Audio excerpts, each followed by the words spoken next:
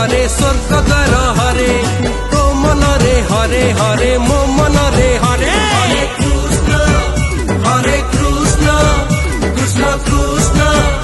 Hare Hare